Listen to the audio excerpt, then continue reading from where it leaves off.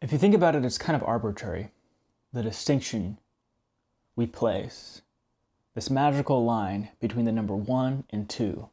If you have one apple, it's one apple. If you have two apples, it's two apples. We pluralize it. In the same way we pluralize 10 apples and 40 apples and 10 million, 100,000 apples. All of those are plural. And the only one that's singular is the singular.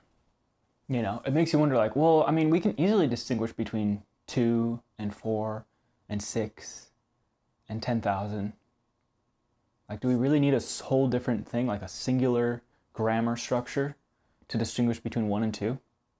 Couldn't we just say 1 or 2? And I mean, there are languages where this, you know, in Japanese, for example, there is no pluralization. There's no pluralization. So you could say, I went to the store to buy a book. You could say, I bought Mandarin at the store. And you could be talking about 5, or you could be talking about 1. You could be talking about 6, you could talk about 1. And to us, that feels so weird because we're so used to it. We're used to that comfort. We're used to that extra layer bound in the grammar that helps us decipher just a little bit more. Just helps us not, just allows us to infer a little bit less and have it explicitly said a little bit more. But it's completely not necessary. In the same way that we have things that in English that aren't present, that are present in other languages, and perhaps to another person looking at English, they would be like, wait, you don't make a distinction between those two things? How do you survive? And it's like, it's just, you know, context, whatever. It's not a big deal. We make it work.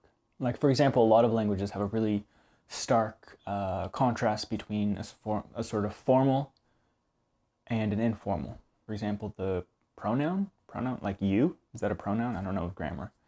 When you say you know, in a lot of languages, there's very specific forms of you that you would use to sort of a superior, that you would use around your friends. And many languages take this to like the nth degree, where there's like tens of yous, depending on the exact situation, tens of I's, right? We just say I and you, mostly. I mean, you'd say dude. But for the most part, I and you can pretty much work in any context, right? You could be a president doing a speech up on a stage in front of thousands of people and in front of all of America, and you would say, I believe, right? You could be with your friends talking trash about certain flavors of Skittles, and you would say, I think.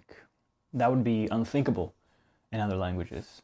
And yet, the difference in formality, right, between the just casual setting and the very formal setting are just, they're filled in by other things. You're able to, you know, there's other vocabulary differences that there's going to be.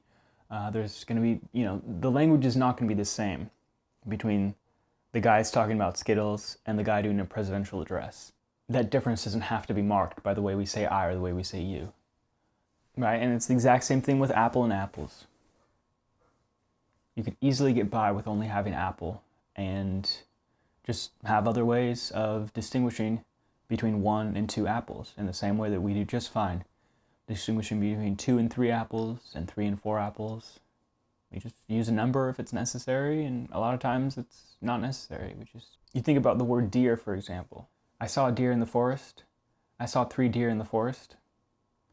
No one's ever like, deer is such an unfortunate noun because we aren't able to pluralize it, so it just makes it so hard to understand, you know, are we talking about like many deer or one deer? Like, so weird. It's like, no, it's just, I saw a few deer in the forest. Like, we get by just fine. What's another verb that doesn't pluralize? Duck? I saw 2 ducks. No, that pluralizes. Geese? I saw a goose. I saw geese. I saw 2 geeses. 2 gooses. 2 goosies? Goosey?